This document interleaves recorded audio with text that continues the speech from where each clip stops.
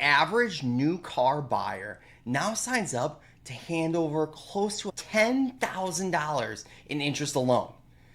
And then stack that with depreciation and fees and the real cost of owning the vehicle, the affordable payment balloons far higher than most people anticipate. This isn't about a willpower failure. The whole system here, the whole car system, is designed to sell you a monthly payment, not the actual price that you're paying. By the end of this episode, you'll know the things that will keep you out of this trap. Welcome to the Net Wealth Nest podcast.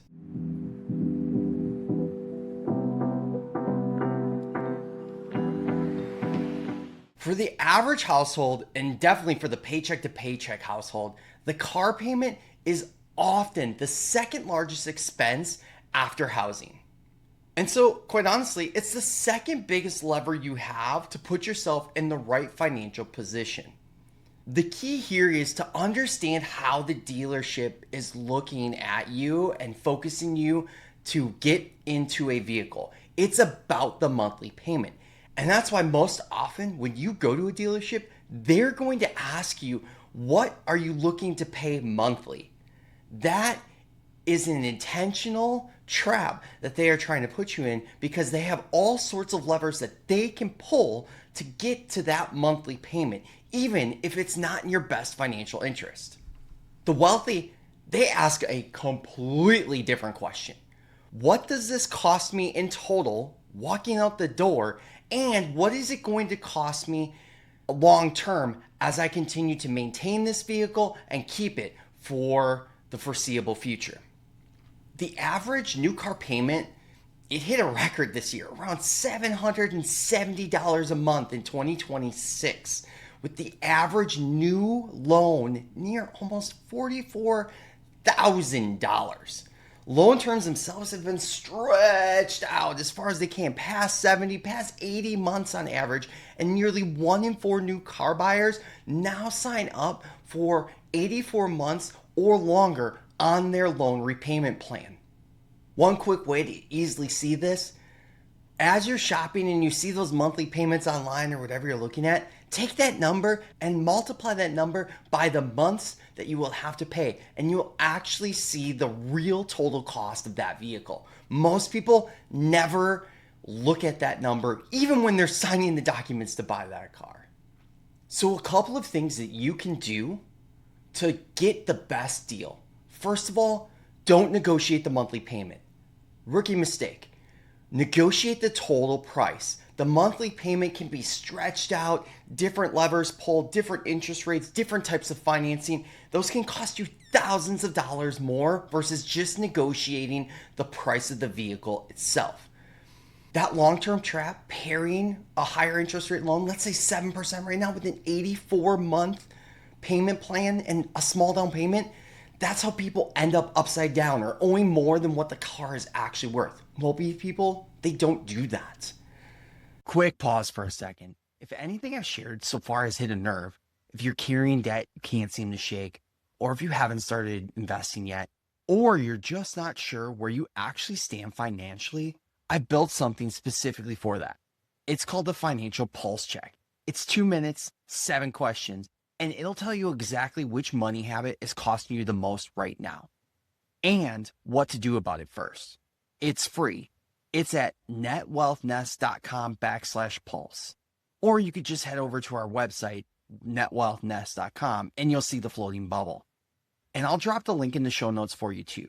But just take it before you forget. One more time, that's at netwealthnest.com/pulse. All right, let's keep going. The other thing wealthy people reframe when they're doing that is new is not always best. Most of them buy slightly used and let somebody else eat the steepest first year depreciation that happens when you drive the car off the lot. Everybody knows that stat. 15% of the value of the car is lost immediately after you sign the paperwork and drive that car off. You don't have to eat that. Now, in certain circumstances, it might make sense to buy a new vehicle if there are really good warranties on it. Some of the biggest brands that have great reliability, things like Honda and Toyota, have actually really strong factory warranties that come with their vehicles.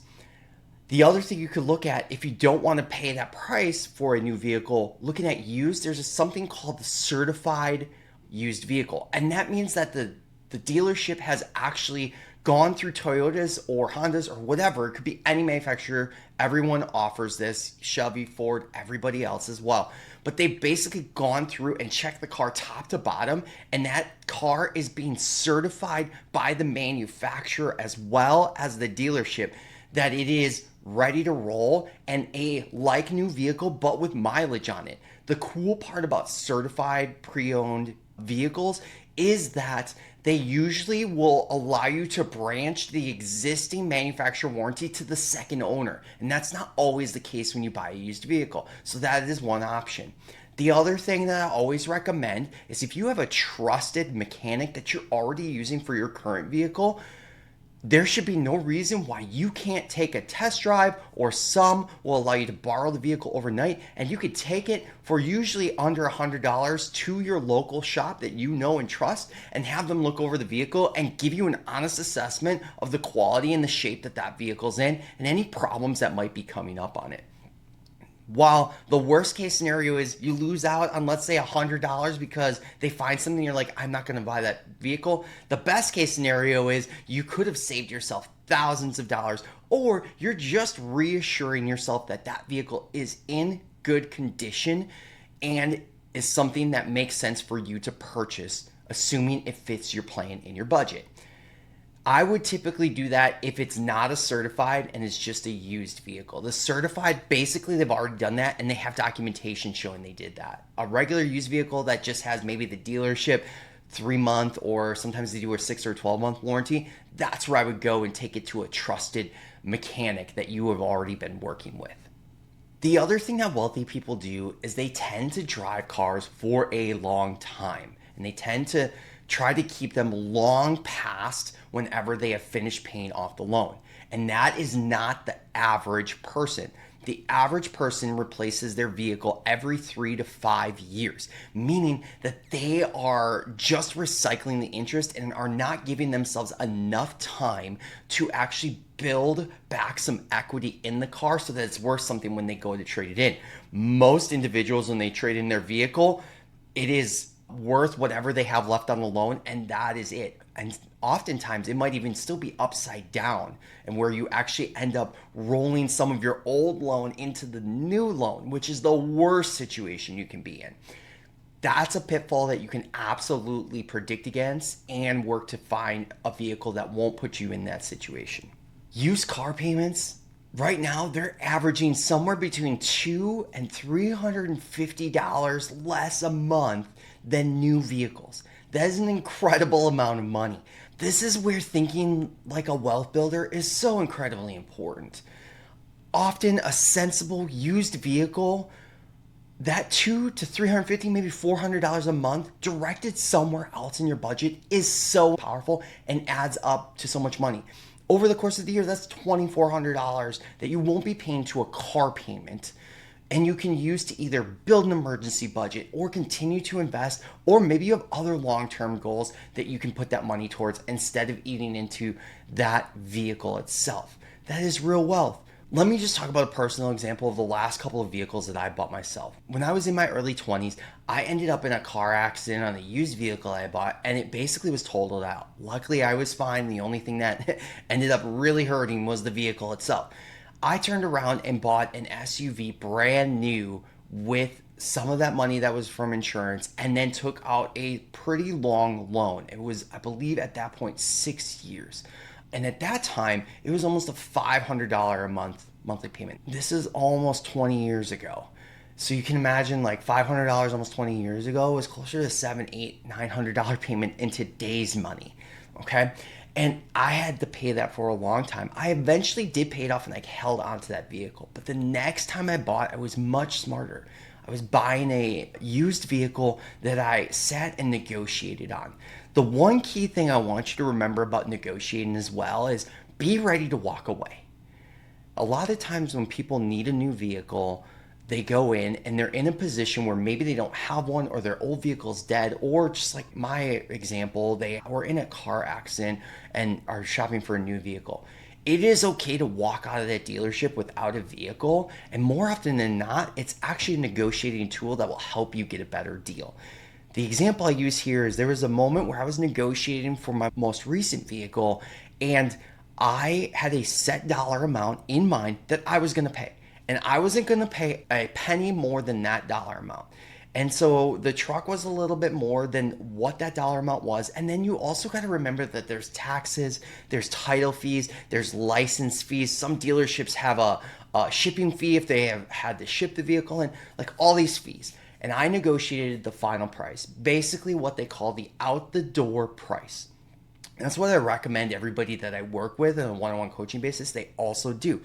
Negotiate that final price. I don't want to know what the regular price is and then you're going to add on all. I want to know exactly the top dollar amount, and here's my limit. And I set that limit. And at first, quite frankly, the dealership wasn't going to come down to that limit. And it was only a couple $1,000s difference, but I told them straight up, I said, then I guess this vehicle isn't for me. And that stopped the salesperson dead in their tracks. They're like, what do you mean this isn't the vehicle for you? And they listed all the things that we had talked about how this vehicle would work for me. It was the truck I was interested in. It had enough seating for my family. It was able to haul the things I was hauling. It had the low mileage on it that I was looking for. I liked it. It drove great. All of those things they listed off. And I said, yes. But the caveat is, if it doesn't fall under this dollar amount, all of those things don't matter. I need it to fall under this dollar amount. And so if we cannot do that, I just have to say, this truck is not for me. And so the salesperson went back to their manager, and he came over a couple of times, and I kept kind of repeating that line to him about that and saying, like, I've given you guys everything I've got. This is as much as I can go. This is as much as I'm willing to do. I'm not going to do a penny more than this. We've talked about everything I want and everything you want, and this is where I can land. If you can't do that, this is not the truck for me. And finally, the manager came back and said, okay, I can get you to that price. I can do that price for you. And I said, excellent.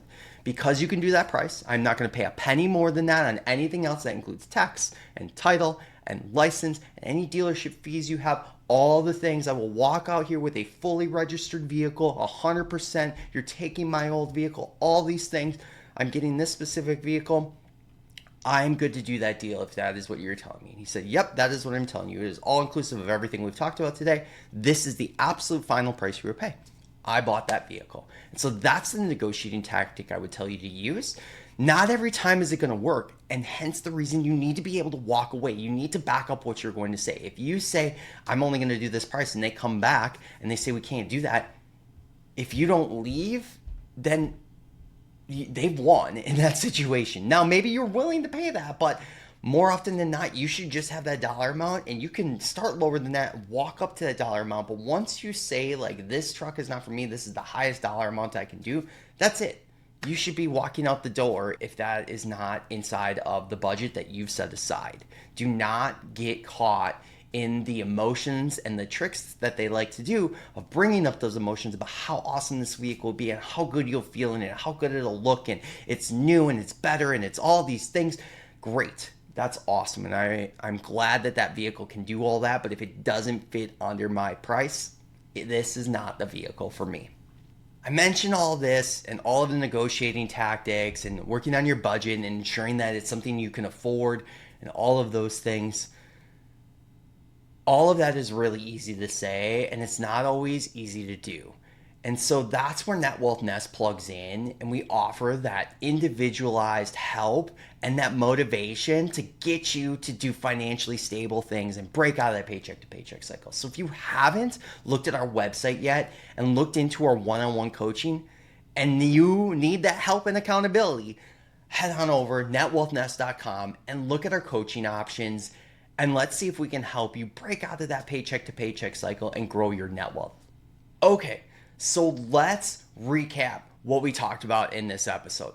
First, see the true total cost of the vehicle. Do not look at the monthly payment. Look at the true total cost first.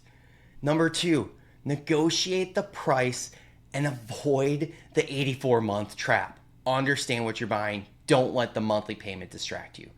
Then redirect that difference if you can afford that on purpose. That's the whole point. Understand what your budget looks like, and if you have extra flexibility because you're going with the lower car payment plan, do other good stuff with that money. Most people, when they buy a car, it's not that they're bad with money. It's that they weren't sold the car. They were sold the payment. Now you can shop the way the wealthy do. Buy the actual price itself. I hope this episode was helpful for you. If it was, please like and subscribe to our YouTube channel. Hit us up on Apple or Spotify if you're listening to us. Leave us a review or leave us comments. We read through everything. We respond to everything. And your comments help us curate our upcoming episodes. Thanks for joining today, everybody. For Net Wealth Nest Podcast, my name's Jim. Bye. Net Wealth Nest LLC and Podcast is an educational platform committed to providing resources and information to empower individuals on their financial journey. Please note, we do not provide financial, tax, or investment advice. All financial decisions should be made in consultation with a qualified professional who understands your unique circumstances. Seeking personalized advice is a smart and necessary step before making any major financial commitments. Thanks so much for joining us today. If you found value in this episode, please like and subscribe to our YouTube channel, Net Wealth Nest, and leave us a review on your favorite podcast platform. We read every comment, and they help us improve and guide what topics we dive into next. And hey, if something you heard today resonated with you, don't keep it to yourself. Share it with a friend, a family member, a coworker, your barber, your barista, even a stranger in line. You never know who might need this message. Remember, building net wealth is a journey, but you don't have to do it alone. Stick with us, and together, let's grow your net wealth nest.